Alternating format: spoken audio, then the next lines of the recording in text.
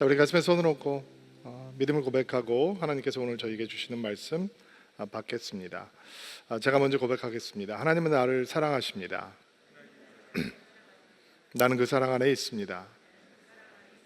하나님은 오늘 나에게 말씀하실 것입니다.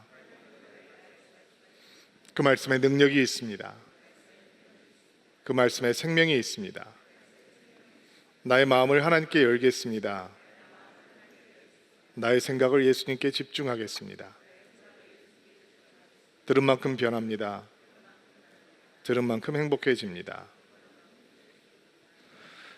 자비의 집 베데스다, 그곳은 자비를 경험할 수 없는 곳이었습니다. 많은 사람들이 치유를 기대하면서 그곳을 찾았지만 누구도 하나님의 자비를 경험하는 사람들은 없었습니다. 천사가 물을 동해해 주기를 기다리면서 그들의 소망은 아주 어두운 절망으로 바뀌어 갔습니다. 예수님께서 38년 동안 병을 앓고 있던 병자를 만나기 위해서 그 베데스다 연못으로 가셨죠. 자신을 도와주는 사람이 없어서 한이 맺히고 다른 사람이 자기보다 먼저 들어가기 때문에 한이 맺혔던 사람입니다. 다른 병자들을 고쳐주시지 않고 이 38년 된 병자만 고치신 것을 보면 예수께서 베데스다 연못을 찾은 이유는 이 한 사람 때문이다라고 저희들이 알 수 있습니다. 38년 동안 누워만 있던 병자가 고침을 받았으니까, 그리고 거기에 있는 아픈 사람들이 다 이 사람의 존재를 알고 있을 테니까 이 사람이 갑자기 벌떡 일어나서 자기가 누워있던 침상을 들고 걸어가고 있는 모습을 보면서 어떤 소요가 일었을지 여러분 쉽게 상상을 해볼 수 있죠. 아마 축제장이 되지 않았을까 생각을 해봅니다. 박수 소리가 나고 환호성이 들리고 막 예수를 찾으러 다니는 사람들도 있었을지도 모르고, 너무나 놀라운 기적의 현장에서 사람들은 그 기적이 나의 기적이 될 수도 있다라고 하는 마음에 흥분을 했을 수도 있을 겁니다. 그런데 그 은혜의 기적의 사건을 마무리하면서 요한은 불길한 징조를 드러내는 한마디를 툭 던지고 있는데요. 9절 마지막 절에 보면 그런데 그날은 안식일이었습니다 라고 하는 말이 등장을 합니다. 효과음을 넣는다면 천둥 소리가 막 쿵 하고 나오면서 그날은 안식일이었습니다. 아주 다크한 구름이 드려지는 순간입니다. 38년 된 병자를 고쳐주신 날이 안식일이었다. 요한이 그것을 강조해서 드러내고 있어요. 왜냐하면 병자를 고쳐주는 일도, 또 고침을 받은 병자가 자기가 누워있던 침상을 들고 걸어가는 일도 금지되어 있는 게 바로 안식일이었기 때문이죠. 그러니까 당시에 종교적인 눈으로 보았을 때, 종교의 문화로 이 사건을 해석해 보았을 때 38년 된 병자를 고쳐주신 행동은 하나님께 영광이 되고 또 하나님의 은혜가 임하는 사건이 아니라 안식일에는 하지 말아야 될 사건이 되는 거예요. 38년 동안 누워있던 병자가 일어난 사건이 새 생명을 주신 하나님 앞에 감사하고 축하할 일이 되는 것이 아니라 침상을 들고 걸어 다닌다라고 하는 것이 안식일을 범하는 사건이 되었던 것입니다. 자, 10절부터 12절 말씀 볼게요. 오늘 말씀이 어떻게 시작되고 있는지 한번 보려고 하는데요. 10절부터 12절 말씀 함께 읽겠습니다. 시작. 그래서 유대인들은 병이 나은 그 남자에게 이렇게 말했습니다. 오늘은 안식일이요, 안식일에 당신이 침상을 들고 가는 것은 율법을 어기는 일이요. 그러자 그 남자가 대답했습니다. 나를 고쳐주신 분이 나에게 침상을 들고 걸어가라고 하고 말씀하셨습니다. 당신에게 침상을 들고 걸어가라고 말한 사람이 도대체 누구요? 라고 유대인이 다시 물었습니다. 38년 동안 병을 앓고 있던 사람이, 그리고 매일 베데스다 연못에 누워있던 사람이 고침을 받았으면 정상적인 사람이라면 어떤 질문을 던져야 되냐면 What happened? 무슨 일이 일어난 거예요? 어떻게 누워있던 당신이 지금 일어나게 된 거예요? 이런 기적이 어떻게 있을 수 있죠? 이렇게 물어봐야 되는 거죠. 그런데 그 유대인들은, 여기 요한복음에서 등장하고 있는 유대인들은 단순히 이스라엘 사람들을 얘기하는 게 아니라 예수님을 대적하고 반대하고 박해하고 공경에 빠뜨리려고 하는 무리들을 얘기할 때 유대인이라고 하는 표현을 쓰고 있거든요. 그러니까 지금 하나님 앞에 영광을 돌리고 하나님 앞에 감사하고 불구하고 이 사람에게 주어진 새 삶을 축하하고 기뻐해야 함에도 불구하고 그들의 관심은 어디 있느냐? 오늘 안식일인데 왜 침상을 들고 걸어 다니다? 당신이 38년 동안 누워 있었건 병을 앓았건 우리하고는 상관없는 얘기고, 우리가 관심이 있는 건 우리의 마음을 불편하게 하는 건 오늘 안식일인데 왜 침상을 들고 걸어 다니냐? 왜 이런 죄를 짓느냐라고 얘기를 하고 있는 거죠. 고침을 받은 병자가 나를 고쳐주신 분께서 침상을 들고 일어나 걸으라 라고 말씀을 해주셨습니다 라고 했을 때, 당신을 고치신 분이 있단 말입니까? 그분을 찾아야죠. 그렇죠? 그게 정상적인 생각인 거죠. 그런데 그 얘기는 들리지 않고 당신에게 침상을 들고 걸어가라고 한 사람이 누구냐라고 캐묻고 있는 거예요. 하나님께 감사하고 영광을 돌려야 하는 자리에서도 새로운 삶을 찾은, 새로운 생명을 얻게 된 사람을 기뻐하고 축하하고 즐거워하는 자리에서도 하나님의 능력을 베푸신 분을 찾아야 하는 자리에서조차 화를 내고 인상을 쓰고 불쾌하고 따지고 있는 이 사람들은 죽은 종교의 틀에 갇혀 있는 사람들, 죽은 종교를 붙들고 있는 사람들이었죠. 여러분, 예수님께서 어떻게 예루살렘의 명절을 세서 올라가셨다가 사람을 고치게 됐는데 그게 우연히 38년 된 병자였다, 이게 아니잖아요. 이게 인텐셔널한 거잖아요. 의도적인 거죠. 예수님께서 명절 때 예루살렘을 찾으셨고 38년 동안 고침을 받을 수 없는 사람을 찾아가셔서 고쳐주셨단 말이에요. 근데 그날이 안식일이에요. 만약에 예수님께서 안식일에 병을 고치심으로 유대인들과 불필요하게 긴장감을 만드실 것을 걱정하고 우려하셨다면 하루만 더 기다리시면 되죠. 38년 동안 누워있는데 하루 더 누워있다고 그 사람에게 무슨 큰 일이 생기나요? 근데 예수님께서는 기다리지 않고 안식일에 그 일을 행하셨단 말이에요. 이것도 의도적이죠. 예수님의 의도는 뭘까요? 예수님께서 복음서를 보면 끊임없이 안식일 논쟁 속에 휘말리는 것을 볼 수 있는데 그 의도가 뭘까요? 예수님께서는 이 죽은 종교를 향해서 거칠게 충돌하고 계시는 거죠. 죽어있는 믿음, 죽어있는 영성을 향해서 예수님께서는 주저하지 않고 부딪히고 충돌하고 계시는 것입니다. 왜냐하면 그 죽어있는 종교에, 죽어있는 믿음과 영성에 예수님께서는 새로운 생명을 불어넣어 주시기를 원하시는 것이죠. 우리는 이 안식일 논쟁이 별거 아니다라고 생각할 수 있습니다. 왜냐하면 우리에게는 안식일이 주일이잖아요. 근데 주일날 뭐 일을 한다고 해서 요즘에 큰 일이 생기는 게 아니니까 이 안식일 논쟁이 이 근거가 도대체 뭔가, 왜 이렇게 이것 때문에 사람들이 목매고 있는가라고 생각을 할 수 있는데, 유대인들에게는 안식일이라고 하는 규례가 얼마나 중요한 거였냐면 안식일을 범했던 이 예수님 때문에 그 예수님을 죽이려고 생각을 할 정도로 이들에게는 이게 각별한 문제였어요. 다는 거예요. 왜 안식일이 이렇게 중요한가? 첫 안식의 등장은 창세기에서 등장을 하잖아요. 말씀 한번 찾아볼게요. 창세기 2장 1절부터 3절 말씀인데 개역개정으로 우리 자막을 통해서 읽겠습니다. 시작. 천지와 만물이 다 이루어지니라. 하나님이 그가 하시던 일을 일곱째 날에 마치시니 그가 하시던 모든 일을 그치고 일곱째 날에 안식하시니라. 하나님이 그 일곱째 날을 복되게 하사 거룩하게 하셨으니 이는 하나님이 창조하시며 만드시던 모든 일을 마치시고 그날에 안식하셨습니다. 6일 동안 창조 사역을 마치신 하나님께서 일곱째 날에 안식하셨다라고 말씀하고 있죠. 전능하신 하나님께서 너무 고단해서 쉬신 것은 아닐 것이고, 그렇죠? 힘이 다 빠져버려가 녹초가 돼서 하나님께서 쉬신 건 아닐 것이고, 그렇다면 일곱째 날에 하나님께서 취하셨던 안식은 어떤 의미를 가지고 있을까요? 창조가 완성이 되는 거죠. 그렇죠? 우리는 사람을 마지막에 창조하셨다라고 생각을 하는데 성경을 해석할 때 어떤 사람들은 하나님께서 맨 마지막에 창조하신 것은 안식이다라고 얘기를 하기도 해요. 그러니까 하나님의 창조의 완성은 일곱째 날의 안식을 통해서 이루어지는 거예요. 하나님께서 보시기에 너무 좋았던 창조의 세계를 하나님께서 인조해 하시는 거죠. 하나님께서 기뻐하시고 즐거워하시고 그 안식을 누리시면서 그 창조의 세계를 누리고 계시는 거죠. 그러니까 창세기에서 배우게 되는 안식의 영성은 하나님의 기쁨에 참여하는 거예요. 하나님의 누림에 참여하게 되는 것이죠.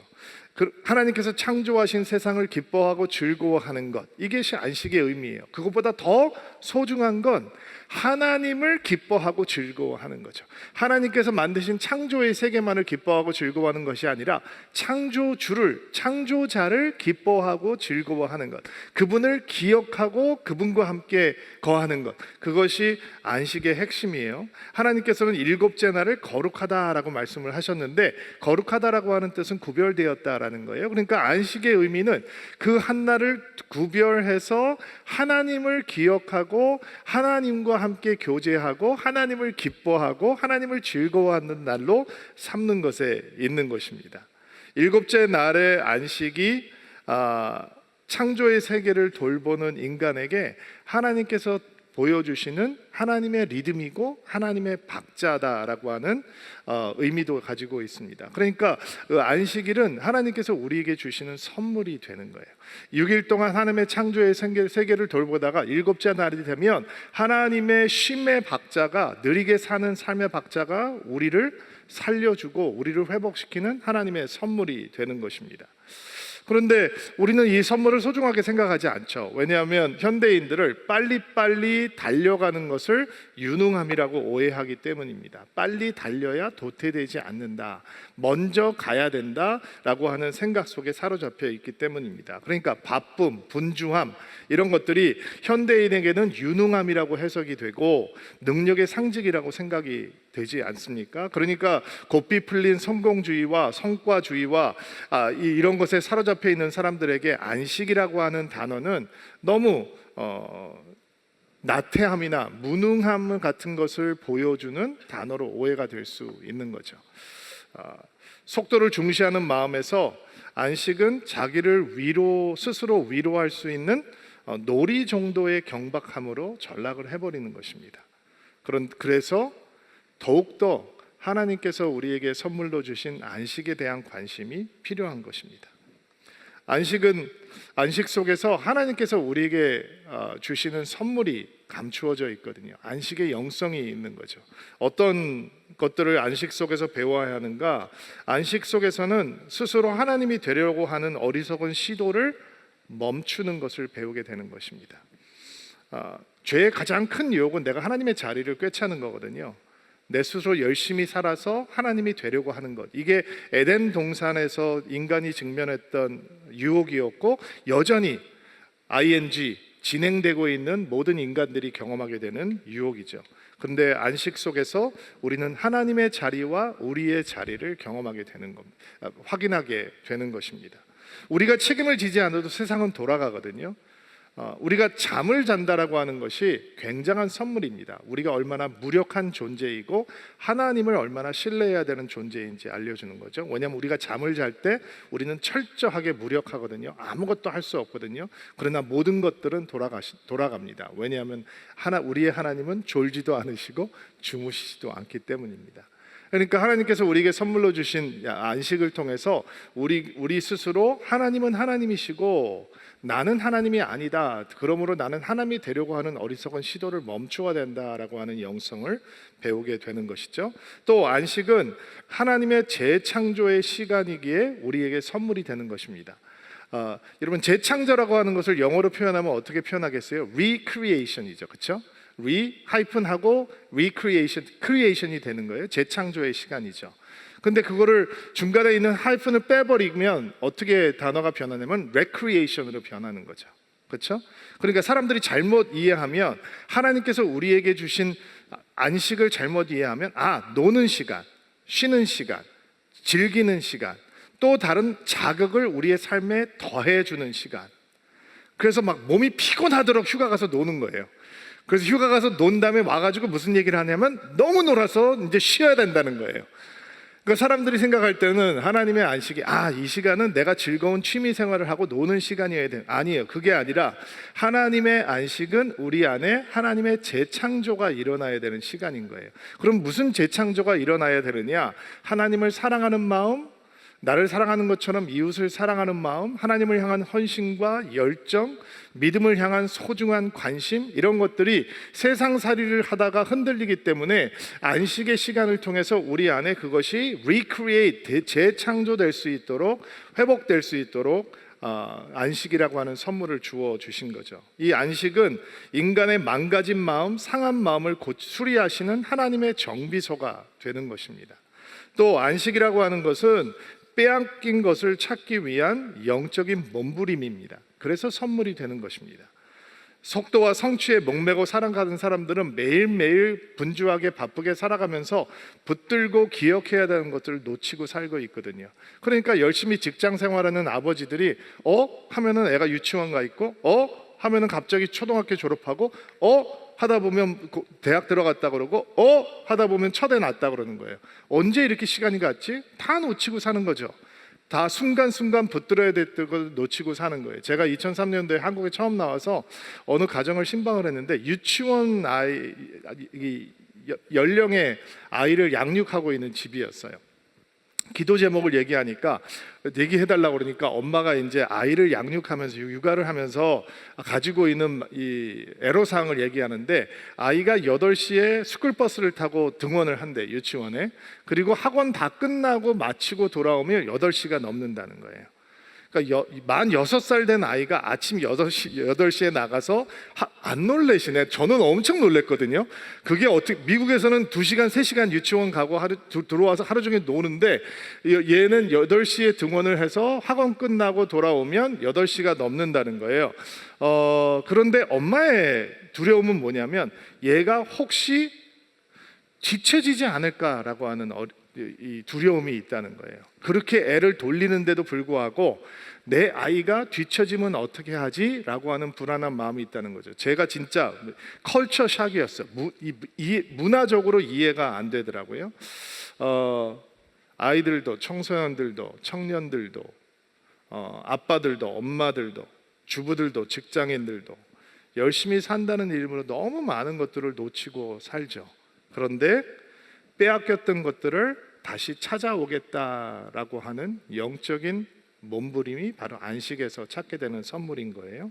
안식은 우리가 진짜 필요한 성장과 도약을 위한 멈춤의 시간이 되기 때문에 우리에게 선물이 되는 거예요. 오래전에 20년이 넘도록 다녔던 회사에서 명퇴를 당하는 형제님과 앉아서 대화를 하게 되는 일이 있었어요. 앞만 보고 달려왔던 티피컬한 한국의 아버지였습니다. 견고한 성처럼 느껴졌던 자기의 커리어, 자기의 자랑이요, 자부심이요, 자기의 트로피였던 커리어가 자기 눈앞에서 한순간 꺼져가는 촛불처럼 그냥 사그러져 버릴 때 말할 수 없는 박탈감과 상실감을 경험하고 있었습니다. 특별히 이제 결혼을 앞둔 딸들이 딸들에게 백수 아버지가 되었다라고 하는 이 상실감이 그분을 굉장히 괴롭게 하고 있었습니다. 모태 신자였는데 평생 교회를 손님처럼 다니신 분입니다. 왜냐면 너무 바쁘니까, 자기 커리어가 자기의 우상이니까 교회에서는 낯선 손님처럼 평생 신앙생활을 한 분입니다. 그런데 모든 것이 그 앞에서 꺼져 버렸습니다. 그리고 눈을 지그시 가두면서 저한테 이런 질문을 하시더라고요. 목사님, 이제 어떻게 살아야 합니까? 제가 몇십 분 만에 대답해 드릴 수 있는 질문은 아니죠. 그런데 여러분, 그 질문이 신앙인이라면 자주 물어봐야 되는, 스스로에게 던져봐야 되는 질문이거든요. 하나님, 주님, 제가 어떻게 살아야 합니까? 근데 사람들이 이 질문을 던지지 않아요. 왜요? 하나님의 안식 안에 들어오지 못하기 때문에. 하나님, 어떻게 살아야 합니까? 그 질문을 우리 스스로에게 던질 수 있어야 성장이 있고 도약이 있는 거거든요. 우리는 앞서가기 위해서 열심히 달리고 있는데 거기에 진짜 하나님께서 기대하시는 생명력으로 충만한 도약과 성장이 있는가? 그렇지 않아요. 그분의 삶이 촛불처럼 꺼져버렸거든요. 그리고 꺼진 다음에야 그는 이렇게 생각하는 거예요. 내게 있는 것이 아무것도 없구나. 그렇다면 나는 이제 어떻게 살아야 합니까? 그 질문을 미리 던질 수 있었다면, 하나님 앞에 그 질문을 곱씹을 수 있었다면 그의 영혼은 끊임없이 성장하고 끊임없이 도약할 수 있었을 텐데, 그러나 우리 하나님께서 우리를 새롭게 하시고 성장하시기를 원하시기 때문에 안식이라고 하는 선물 안에 우리가 날마다 도약하고 날마다 성장할 수 있는 이 통로를 감추어 놓으신 겁니다. 많은 분들이 자기의 최고의 시간이 20대다, 30대다라고 생각하시는 분들이 있습니다. 그렇지 않습니다. 우리의 최고의 시간은 내일입니다. 이거 엄청나게 감동받으셔야 되는 얘기인데, 여러분의 최고의 시간은 아직 다가오지 않았습니다. 왜냐하면 하나님은 여러분이 성장하기를 기대하시고 여러분이 도약하기를 기대하시는 하나님이십니다. 하나님은 여러분을 새롭게 하십니다. 날마다 새롭게 하십니다. 그러니까 우리의 베스트 타임은 tomorrow입니다. 내일입니다. 그것이 안식 안에서 찾을 수 있는 하나님의 선물이죠. 안식이 왜 우리에게 선물이 되느냐? 안식은 세상이 종이 되지 않겠다라고 하는 거룩하고 힘있는 거절이기 때문에 우리에게 선물이 됩니다. 구약을 보면 이 안식에 대한 율법이 두 군데서 등장을 하는데 출애굽기와 신명기에서 등장을 하거든요. 그런데 포커스가 조금 달라요. 출애굽기에서 등장하고 있는 안식의 개념은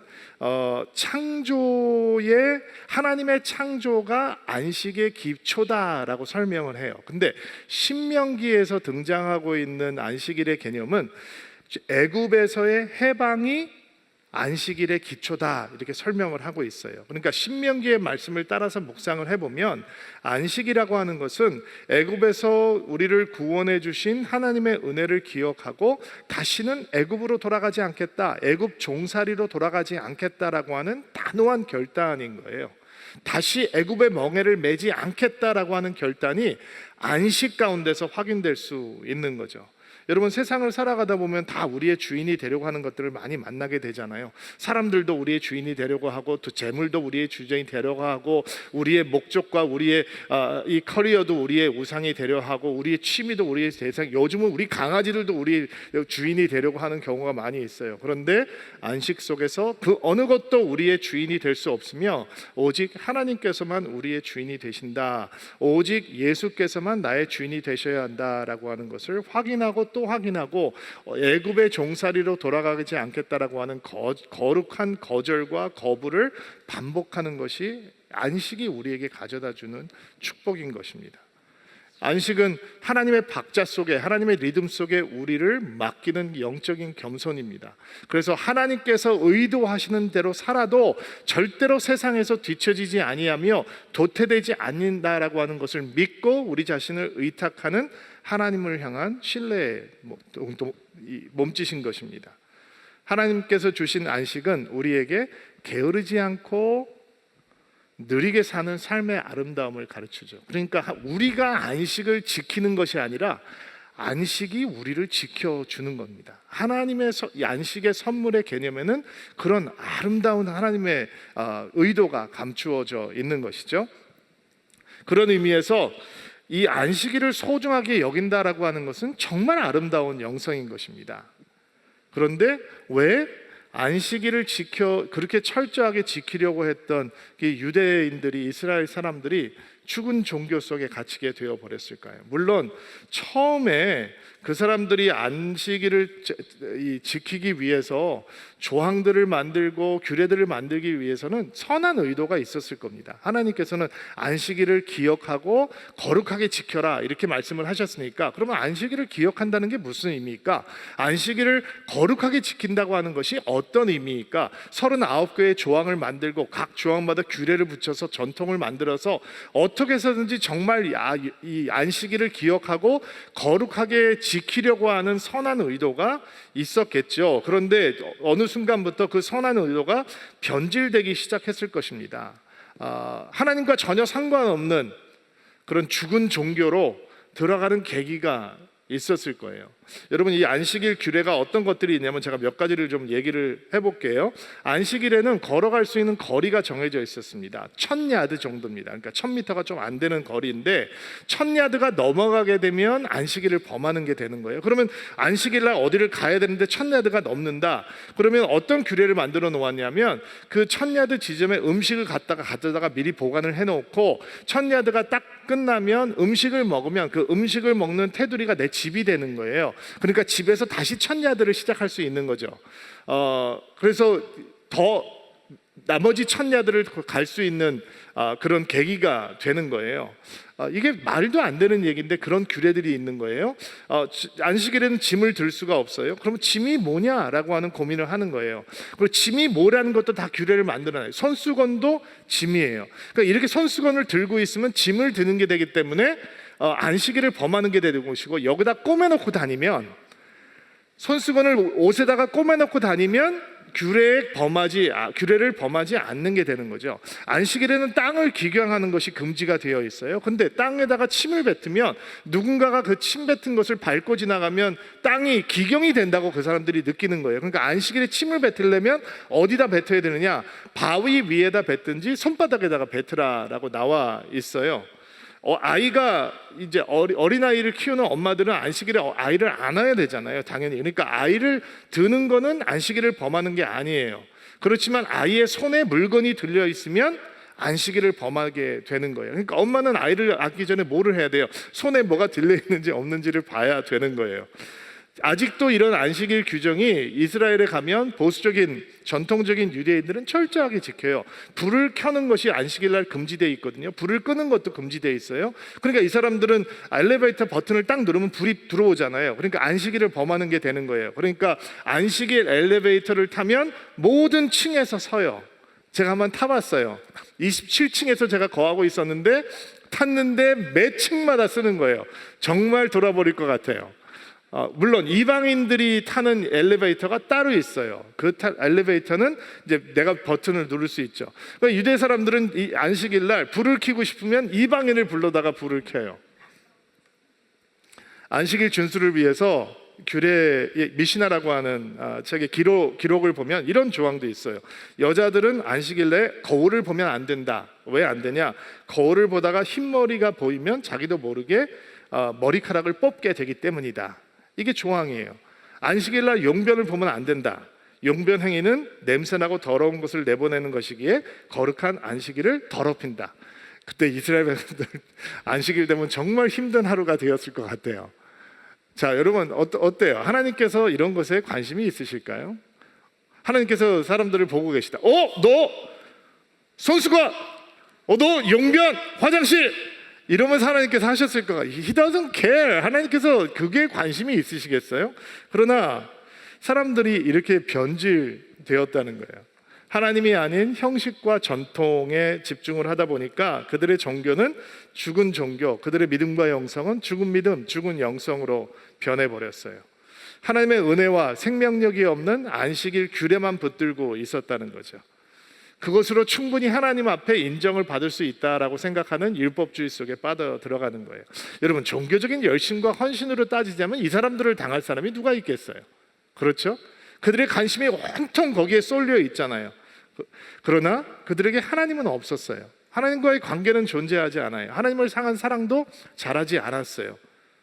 결국 그들이 가지고 있었던 종교적인 열정과 헌신은 또 다른 무거운 짐을, 멍에를 다른 사람들에게 지우는 짐이 되었죠. 여러분, 죽은 종교의 특징이 뭐예요? 죽은 종교는 어떻게 생긴 거예요? 전통과 이 규율을 준수하는데 축복과 재앙이 있다라고 얘기를 해요. 이걸 잘 지키면, 이 전통을 잘 준수하고 규율을 잘 지키면 내가 축복을 받는 것이고, 그렇지 않으면 재앙을 받는 것이다 라고 생각을 해요. 죽은 종교, 죽은 믿음은 언제나 죄에 초점이 있어요. 무엇이 죄냐, 무엇이 죄가 아니냐, 이거에 관심이 있어요. 그러면 그 사람들이 거룩하고 순결한 것에 관심이 있기 때문에 죄에 관심이 있는 게 아니고요, 자기를 과시하고 자기를 드러내고 자기 의를 자랑하기 위해서 죄에 관심이 있는 거예요.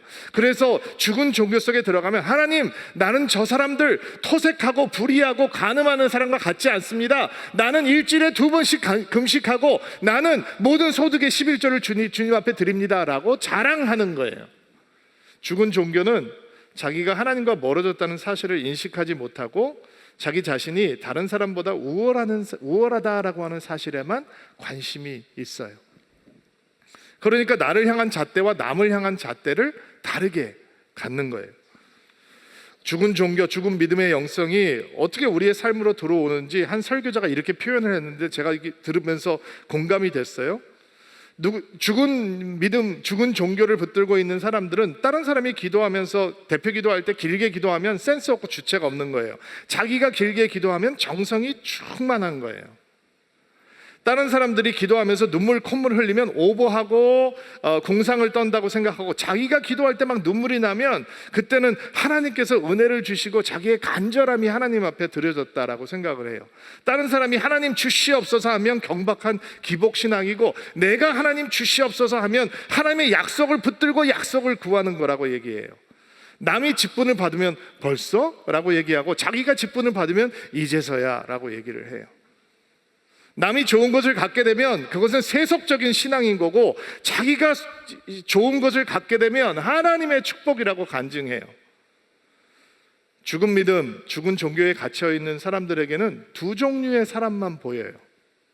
나같이 정상적인 사람과 너처럼 비정상적인 사람이 보이는 거예요. 이게 죽은 영성이요, 죽은 믿음인 거죠. 죽은 종교에서는 종교적인 열정이 열심히 강해지면 강해질수록 하나님과 멀어져요. 그래서 38년 된 병자가 일어났는데도 예수님을 죽이려고 하는 것이고, 그분을 고치신 분이 예수님이라는 것을 알면도 불구하고 그를 죽이려고 하는 것이죠. 그런데 예수님께서 이런 죽은 종교와 죽은 믿음과 죽은 영성을 향해서 거칠게 충돌하시는 거예요. 문제가 생길 것을 알면서 피하지 않고 부딪히셨어요. 그리고 예수님께서는 그 죽은 영성을 향해서, 믿음을 향해서 생명을 불어넣으시는 것입니다. 오늘 그 믿음을 배워보려고 하는데 12절부터 14절 말씀 볼게요. 12절부터 14절 읽겠습니다. 시작. 당신에게 침상을 들고 걸어가라고 말한 사람이 도대체 누구요? 라고 유대인들이 다시 물었습니다. 그러나 병고침을 받은 사람은, 왜냐하면 그곳에는 많은 사람이 있었고 예수께서는 이미 군중 속으로 사라진 뒤였기 때문입니다.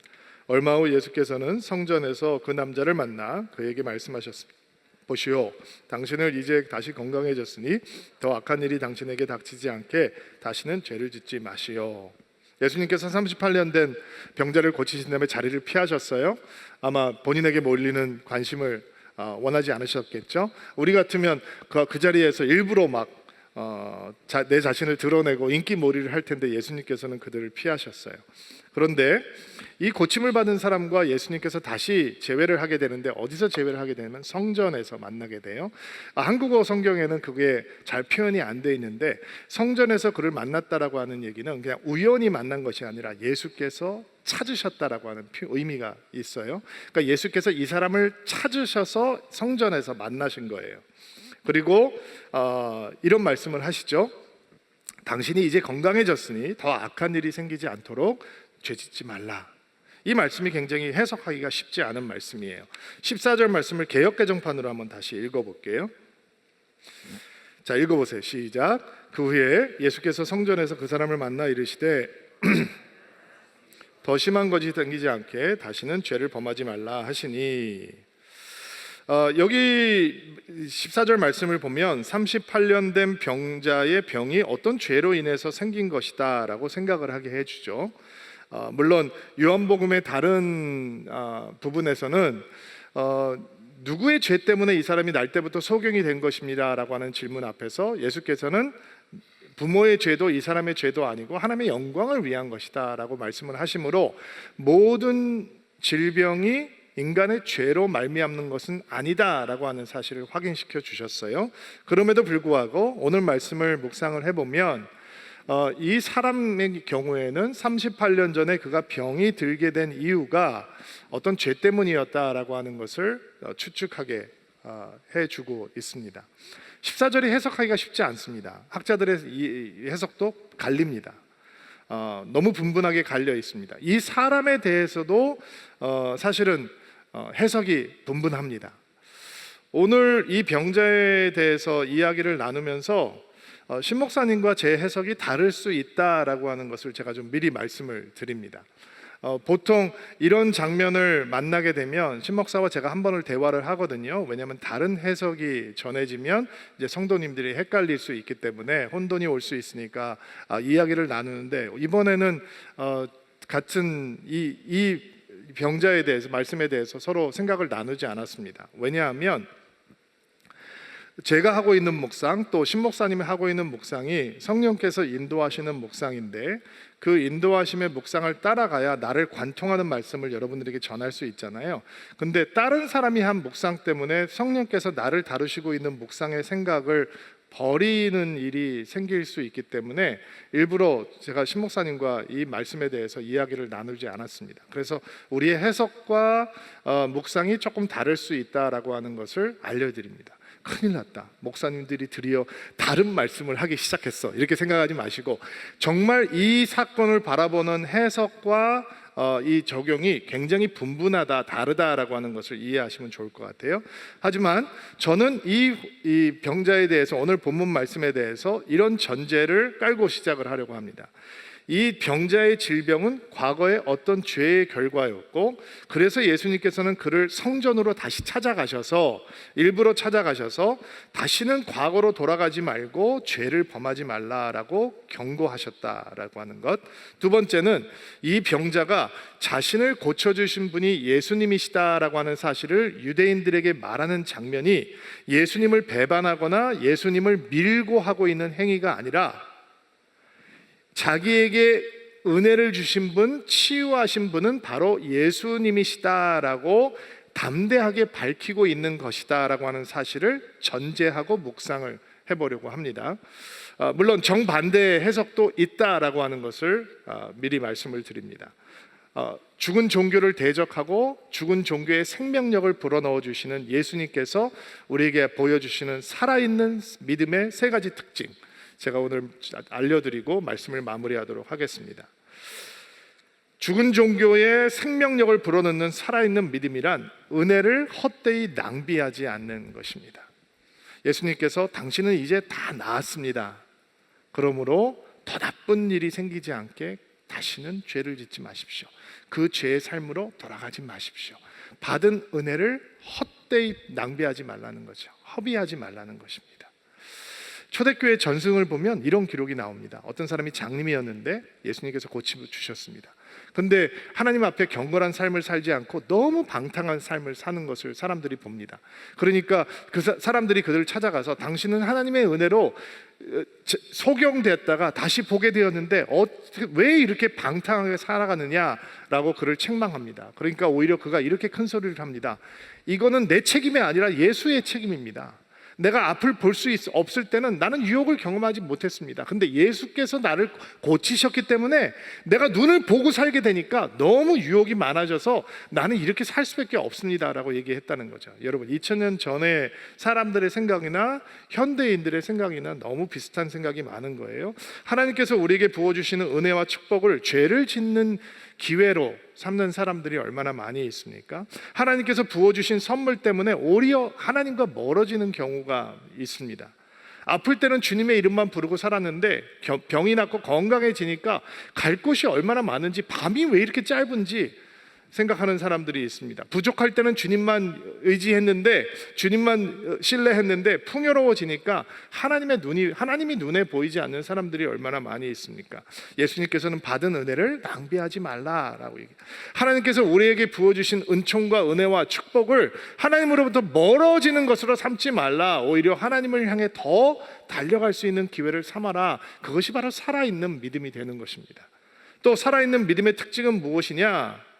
담대하게 예수께서 행하신 일을 증거하는 것입니다. 예수께서 행하신 일을 증거한다는 건 결국 예수를 증거하는 것이 되는 것이죠.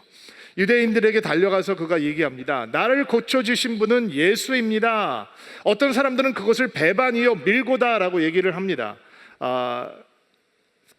이 병자가 유대인들에게 협박과 위협을 당하고 있었기 때문에 예수를 밀고 했다라고 해석을 하기도 합니다. 그런데 저는 그 묵상의 생각이 제 마음속에 들어오지 않았습니다. 왜냐하면 예수께서 그를 어디에서 찾으셨습니까? 성전에서 찾으셨습니다. 만약에 그가 믿음과 정말로 상관이 없는 사람, 예수를 그렇게 값싸게 넘겨줄 수 있는 사람이라면 그가 38년 동안 누워있다가, 지금 명절 때잖아요, 성전에서 하나님을 예배하는 절기란 말이에요. 그럼에도 불구하고 만약에 그가 그런 믿음과 상관없는 사람이라면 그는 지금 어디 가 있어야 돼요? 또 죄를 짓는 곳에 가 있어야 되지 않을까요? 그런데 그는 성전을 찾았습니다. 38년 동안 올 수 없었던, 그는 부정한 사람이기 때문에 올 수 없었던 성전에 가서 하나님을 예배하는 자리에 있었습니다. 그리고 예수께서는 그 사람을 성전에서 찾으셔서 말씀을 하신 것입니다. 그리고 38년 동안 그가 짊어지고 있었던 그 절망의 무거운 암울한 무게를 우리는 가볍게 보아서는 안 됩니다. 그 사람에게 예수는 어떤 분이셨을까요? 여러분, 그가 잊을 수 있을까요? 낫기를 원하시오? 귀 속에 소금거리면서 예수께서 당신은 정말 낫기를 원합니까? 라고 물어보셨던 순간을 여러분, 38년 된 병자가 어찌 잊을 수 있겠습니까? 낫기를 원한다면 일어나 침상을 들고 걸어가시오.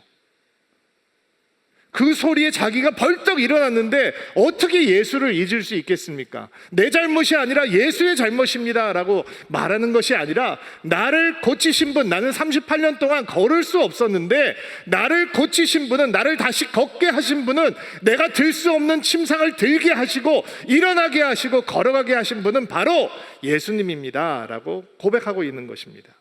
살아있는 믿음은 이렇게 예수를 고백하는 믿음, 예수를 증거하는 믿음입니다.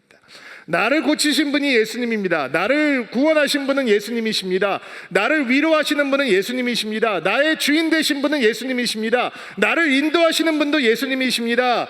예수님이 나의 주님이십니다 라고 고백하는 것이 살아있는 믿음입니다.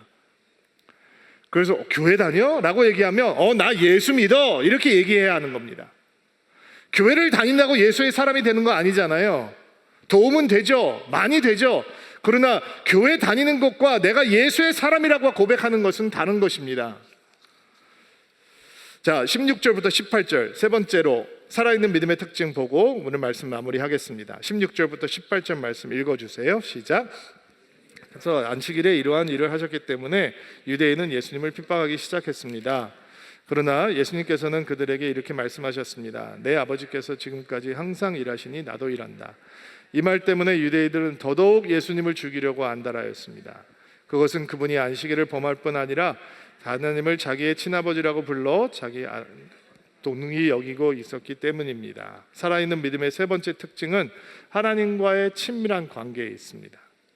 종교적인 열정으로 치면 지금 예수님을 죽일 만큼 미워하는 유대인 종교 지도자들만큼 그 열정이 있는 사람이 어디 있겠어요? 그러나 그들은 전통을 지키고 율법을 준수하지만 하나님을 사랑하지 않습니다. 하나님과 관계가 없습니다. 하나님과 친밀하지 않습니다.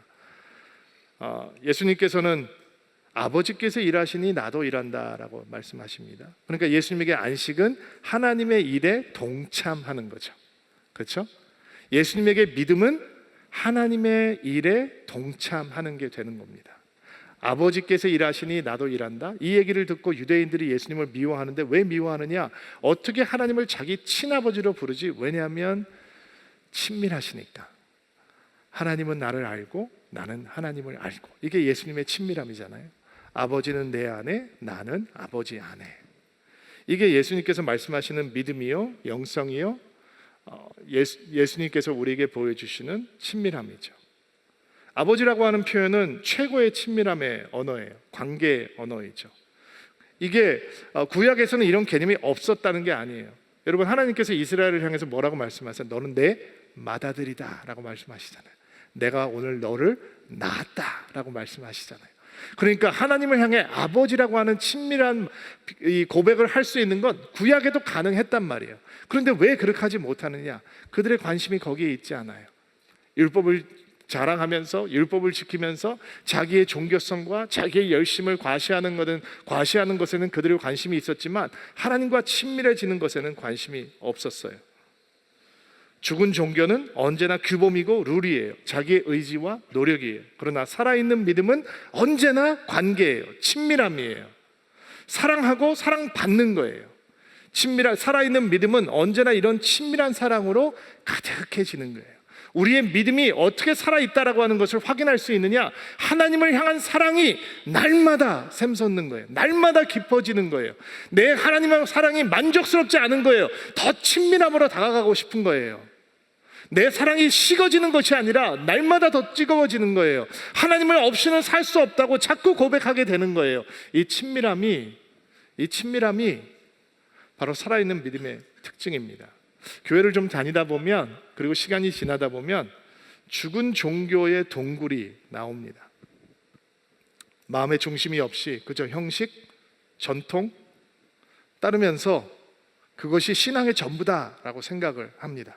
새로운 은혜를 맛보지 못하면서도 괜찮다라고 얘기하는, 똑같은 형식과 전통을 반복하면서 그것이 영성이요 믿음이라고 생각하는 그런 죽은 종교의 동굴이 나옵니다. 근데 예수께서 우리와 거칠게 충돌하시는 것입니다. 그 동굴로 들어가지 못하도록 우리 온몸을 던지면서 우리를 태클하시고 우리에게 살아있는 믿음을 가지라라고 말씀하시는 것입니다. 여러분, 축복합니다. 우리의 믿음이 죽은 종교가 아니라 살아있는 믿음이 되기를 주의 이름으로 축복합니다. 같이 기도하겠습니다. 가슴에 손을 얹고 한번 안수하시고요, 여러분을 위해서 축복하고 기도하겠습니다. 하나님께서 우리에게 부어주신 은혜를 낭비하지 않는, 은혜를 허비하지 않는 하나님의 축복과 하나님의 선물을 하나님으로부터 멀어지는 통로로 사용하지 않는 진짜 살아있는 믿음을 갖게 하옵소서. 예수를 담대하게 고백하는, 예수께서 우리에게 행하신 일을 담대하게 증거하는 살아있는 믿음을 갖게 하옵소서. 아버지와 친밀한 사랑을 누리는, 할아버지의 사랑을 받고 아버지를 사랑하는 진짜 친밀한 믿음을 갖는 그런 살아있는 믿음을 갖게 하옵소서. 오늘 말씀이 우리에게 능력이 되게 하시고 권세가 되게 하옵소서. 예수님의 이름으로 기도하옵나이다.